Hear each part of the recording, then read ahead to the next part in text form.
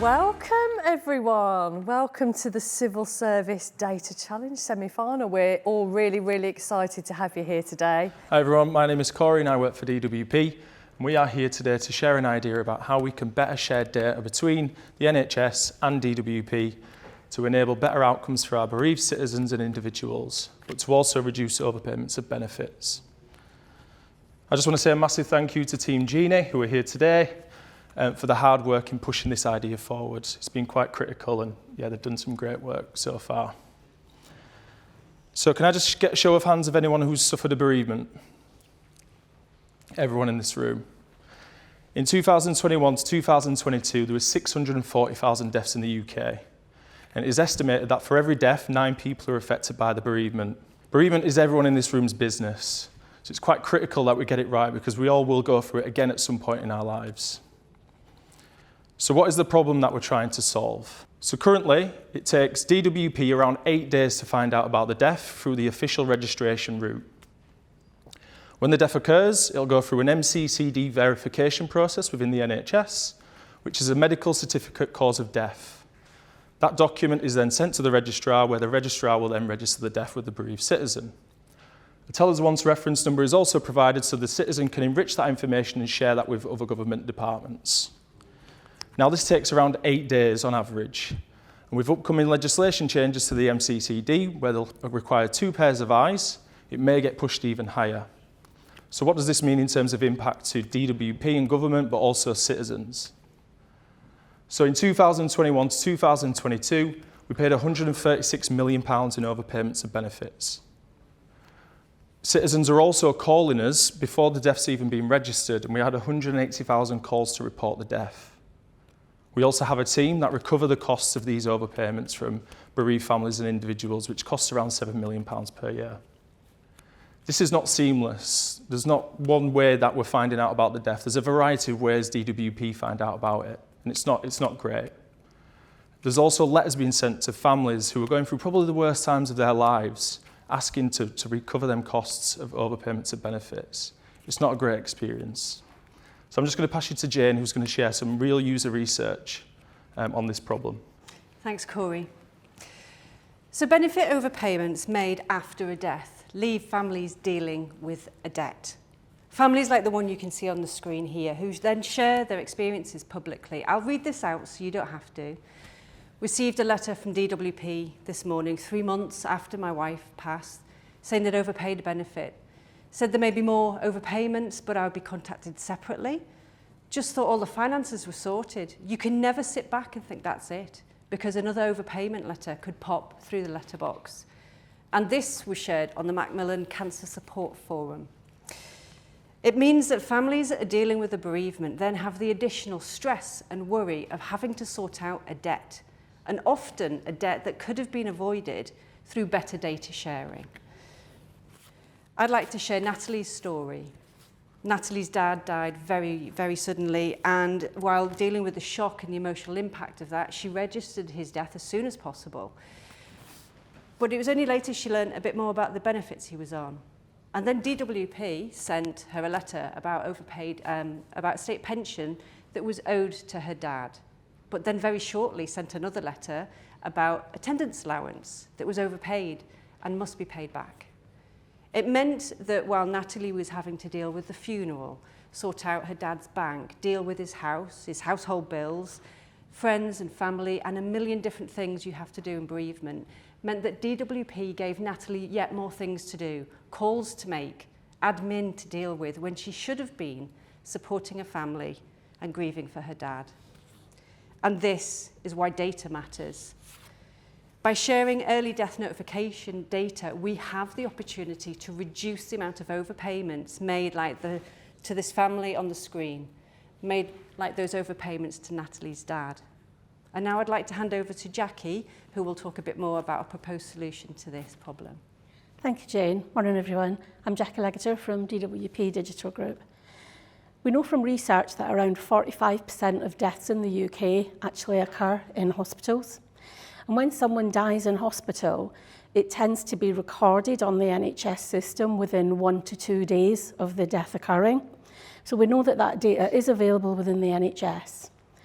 And we've looked at the creation of an API that the NHS are working on that would enable DWP to subscribe to that new API that would enable us to get an early indication of death. So when DWP can subscribe to that API, we have sophisticated matching processes within the department that we can identify a DWP account and we can set a payment suspense. We would not be taking any formal death action until we get the formal death notification from the registrar. So in taking that initial suspense, we can prevent those overpayments going out to citizens and, of course, the stress caused to bereaved families. Through the sophisticated matching, what we're looking at doing is creating a small pilot on a geographical area that would enable us to build up the matching routines and be able to build confidence that we were matching accurately. Anyone who we had any doubt about, we would not be recording an indication of death. We would be passing it to an agent, to a person, to take action. And this follows normal processing within DWP now. Corey mentioned that we get deaths reported by telephone or maybe by other means. And we don't actually ever take formal action until we have the registrar confirm death. So this is following existing process within DWP and safeguarding citizens. We would never write to a citizen to tell them we believe that you're dead or anything silly like that. Thank you. So thinking about what that could mean for us in terms of 48 to 83 million pounds saved in overpayments. So value for money for the taxpayer. Of course, removing the stress from bereaved families in getting letters asking for repayments of benefit. And that £7 million administrative costs in trying to recover overpayments could be better focused on value-add tasks like pulling together the totality of the position across DWP so we're not getting siloed communications from pensions, from attendance allowance. We could actually start to join that up into a meaningful bereavement journey for the families. And of course, there's an environmental sustainability impact as well. We send over 1 million letters backwards and forwards between the department and families that we would no longer need to send. So we'll be saving 4,000 trees per year into the bargain. So thinking about how we would do this, we've already been working really closely with the NHS on what this could look like, what it would look like. There's an awful lot of reusable technology. This is not our first rodeo between the department and the NHS. We've already done some great work on things like the NHS free prescription benefit check. So we've proven working in partnership can be really impactful and really helpful in terms of joining up those services for citizens. And that's how we want to approach this, working together, joint project, joint success. And I'm going to hand over to Vicky from DHSC. Thank you, Jackie. So I want to just quickly talk about Genie and what is the G in Genie? Well, it's government. So this project isn't just for DWP and for health. Actually, this is quite scalable. We believe that Genie is scalable across the wider civil service and also across local government. Some of those examples might be, for example, identity fraud. We know that that is heightened when somebody passes away through passports and driving licences. The local authorities, the blue badges and the discretionary travel passes also have an impact, and also adult social care costs. There's also impact here for health and the health family. I just want to give a very quick example. I have a dear friend whose husband passed away several months ago, and very recently, in the last few weeks, she got a letter through the door for an operation that her husband desperately needed. That was devastating because it was an operation he needed, but also devastating because it was an operation that wasn't going to be utilised by anybody else. So there's a real impact here for health, the waiting lists and for adult social care and all the interactions that happen within health. We also want to just say, just to wrap up, that this is about showing what a modern civil service is, what it can look and feel like. We want to use our skills, our ambition and our innovation to really prove the perception of what the public think, that the civil service is joined up, and we want to truly make it joined up. Thank you very much, and we'll answer any questions. Thank you, team. Excellent presentation. Right, 15 minutes. Who would like to kick us off? Simon, straight in there. Yeah. Hi, team. I love the fact you're facing into this. I've got experience of what you talk about from two very different perspectives. I lost my mum in October, so I've very recently gone through all of this process, and I recognise everything you say.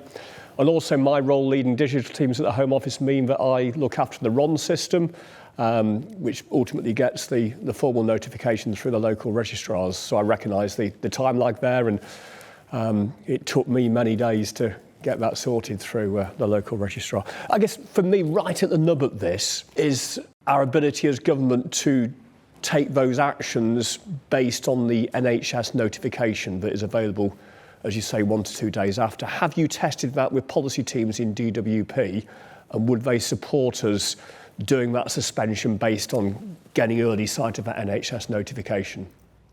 Yeah, so we've tested the legality of sharing that data and acting upon it, and we treat it the same way that we treat a telephone call. So we're not actually taking any formal death action. What we're doing is saying there's an indication that someone has died and we suspend the payment. We're not closing down accounts, we're not taking any formal death action. It's an indicator.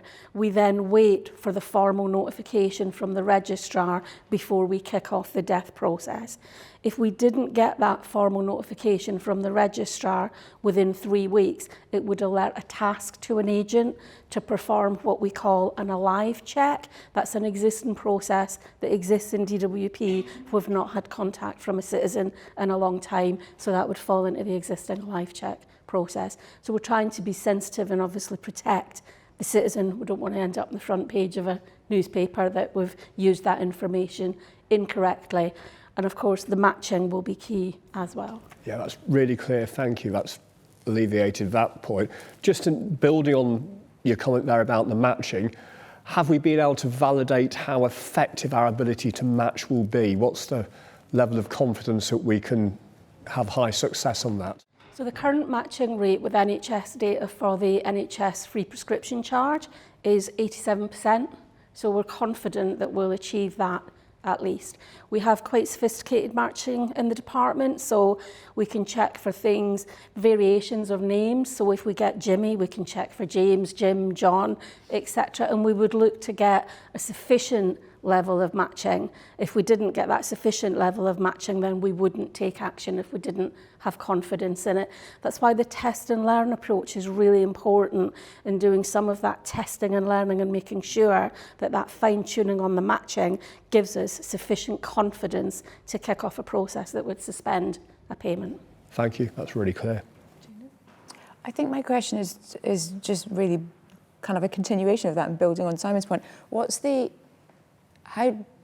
How confident are you that of the other way around, that you don't suspend people's accounts because of false positives or false matching? Kind of, you know, do you have any data from your existing service that might help with that? So when we do the testing and we do the fine-tuning of the matching, we work to ensure that we get to a confident level, and that's worked with our across DWP and NHS and with our business colleagues and with our data quality colleagues. So this is about getting the data quality correct. And I think if there is any doubt, if we're not hitting the bar, we'd match normally on 3 items: name, address and date of birth. If we're not matching exactly, we'll go into doing the fuzzy matching. If we're still not getting a good match, then it would fall out into a manual process, or we just wouldn't act on that indicator, because that's all it is at this time. If we happened to match the wrong person and we had a contact from someone saying my payment didn't go in my bank account, we can then execute what we call a faster payment, which means the payment could be released that same day to the bank account. Hi, I'm John Quinn from the NHS. One thing that we've found is that members of the public are quite happy sharing data with the NHS. They're less keen on sharing it with government, and it can sometimes fall into the creepy space for them. For this piece of work, in order to get across it, what plans have you thought about in terms of public engagement about the use of this data? Have you thought about how you might take that forward with members of the public? Yeah, sure. I think those are absolutely real concerns that we hear through our user research, but equally we hear thousands and thousands of cases that have, with that added distress at a point of bereavement where they have got an overpayment letter. And had those people understood that that could have been avoided, that would have been a better outcome for those. And that's something we hear universally throughout our years of research in the bereavement space. Within DWP, we work with a Tell Us Once system, bereavement support payment, funeral expenses payment. So people in a point of real need in bereavement and their experience of this overpayment and perhaps having to deal with debt at that point. Just before you come back, I think the question was triggered from how you might replicate this in other business areas which would not be as sympathetic. So I think if we were using NHS data to detect fraud, which might be a very good idea from a civil service and government perspective, it might undermine the confidence people have in NHS data. So I think on that space you'd have to engage perhaps quite differently. It's a really important point, and the API that we're looking at in the NHS is purely for death information. It wouldn't give us access to anything else. But you're right, in terms of any sharing of data across government, there needs to be public confidence, there needs to be good cause, and it needs to be done in the open. We need to be really open and transparent about what we're sharing here and why we're doing what we're doing. Sure, there's an element of reducing overpayments here, which is in everybody's interest. We're all taxpayers. But actually, the amount of grief and confusion that it causes to families who are going through a bereavement, that's the real driver. So there's probably some work that we can do with customer representative groups that support those when we see what was on the Marie Curie website, etc. And that's something that we would look at the next stage, to how we work with those groups to get support, because it's about making it easier for people. Thank you so much for the presentation, really powerful case, and it's great to see this partnership at work. So that's the heart of my question, is what is it about being in the Civil Service Data Challenge that is going to help you progress beyond where you seem to be going already? So we took a discovery to bereavement back in, I think it was last year, wasn't it? Yeah. And there was a variety of problems across the current service. Because I'm a service designer, I look at the end-to-end service from a customer experience perspective, but also government. And we were just focusing on DWP, and I think bereavement's cross-cutting. It's HMRC, there's GDS who are also involved, there's the NHS, and it's about bringing everyone together. And I think the data challenge has allowed us to do that. It's given us that sort of platform to be able to work together, and I think it's been amazing so far. There's obviously people who haven't spoke, like I mentioned, who have been quite critical in pushing forward conversations. So yeah, I think this data challenge is sort of the driving force, which is really good. I'm Aydin from HMRC, but previously DWP, and I recognise Jackie, so lovely to see you again. A follow-on from that is, what stopped you doing this? Or it seems so simple and straightforward. What's been the biggest kind of challenge on that? And a follow-up question to that as well will be, how will it then link into the Tell Us Once service? So I've only been here 9 months, so yeah, this is my sort of first rodeo, I guess. But I don't know if anyone's got anything to add on why it's been challenging. I guess in terms of the challenging, there's in government, there's a mindset. We've grown up over the last 20 years of lock down your data, don't let anybody see it. We're seeing a mindset shift. It's happened faster in some departments than others, and there's something about using this as an opportunity to help and get senior sponsorship to bring us all up to at least the opportunity of sharing data, but sharing it safely, and that's the real platform. Sorry, what was the second part? And the second part is, Tell Us Once. How does will then, if you like, interact with that, replace that? Talk a little bit about that. Yeah, so we've got some workshops planned in June, cross-government workshops, service design workshops, where we're going to come together and actually map out what does the future of bereavement look like. We've all got different work going on within our departments. It's about bringing that together into one sort of vision. So we don't know what the future of Tell Us Once looks like right now, but hopefully in the next few months we'll have an answer to that. But yeah, it all obviously depends on if this is successful or not, and yeah, there's a lot of stuff going on. And I guess picking up on Vicky's point about the cross-government, this could, as the redesign of the Tell Us One service, because although the Tell Us One service, it looks great to the citizen, they give the registrar the information. Behind the scenes, it's a bit of smoke and mirrors. Yeah, there's papers flying all over government. Yeah. Then I think, as Vicky says, looking at the opportunities cross government, there is an opportunity with the transformation of the Tell Us One service to actually hook this in as part of that service, so it becomes available, the API not just available for DWP, but for the Tell Us One service. So that's the wider opportunity. And doing that on the backdrop of a Pathfinder with DWP makes that really palatable for other government departments. So thank you for a great presentation. I can really see the join up and the collaboration opportunity. Do you see any further opportunity for more automation and efficiency, kind of taking it one step further? So say you get the API in. Do you see any further opportunity for using data, like using the tech more, for example? There's certainly opportunity there for us to do straight through processing, but we would always want a person to be involved in the actual recording of the death. But certainly we can be working in the background to bring together, if we've had a phone call, if we've got the early death indicator, we're layering on different elements or different routes of notifying that someone has died, and that gives us a weight of evidence that we could potentially start to trigger some of that activity sooner rather than later, in terms of bringing together the benefit information so that it's not 3 months after the death, just when somebody thinks they're starting to get back to normality without their loved one. So it could certainly help accelerate that. We're not attempting to remove people from the process altogether, but in that £7 million administration on recovering overpayments, it's far more value add for them to be spending time talking to bereaved families and supporting bereaved families to get a single outcome. Can I just add to that as well? Just to add, where else can we see this kind of idea? I'm from Department of Health and Social Care.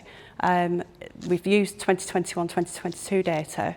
In that year, the UK government spent £536 million on overseas healthcare for what we call S1s, and over 60% of that was within Spain. Already this year, we've saved £10 million from my team by sharing data with DWP on death, and that's for the known death. For the unknown death, because we don't always know when people pass away abroad. So there's big opportunities here, and already we're working together collaboratively, bigger and wider than just this one project. So the Civil Service Data Challenge, I suppose, to a couple of questions, has already made a real difference. And potentially, well, when we build this, we probably will build as an open platform which is reusable for any exchange of any government data between any government data of any type. So high potential there. I love the idea particularly because it's data sharing to be proactive, right? And that's something that we don't do enough of across government. So I think it's a great example of that. Just building on the benefits case. So you've talked about kind of the benefits of sharing data and being able to prevent expenditure. You gave us some numbers for the amount of money that I've written it down somewhere in overpayments every year. And you've talked about how much you would save in overpayments. Is there so of the 136 million that's overpaid every year, is there an amount that just you don't get back? Yeah. So you don't recover all of that? Yep. Do you know what that is roughly off the top It's of your around head? half. Around half? Yeah. Okay, thank you. Because not all deaths are captured by NHS, so there will be, so it will only cover a portion of the population. Yeah, there's been some data modelling gone behind that 48 to 83 million, which we obviously won't share because it's quite technical. But yeah, we can send that information if you want to see it as well. We'll take it in good faith. Thank you very much, team. Excellent presentation.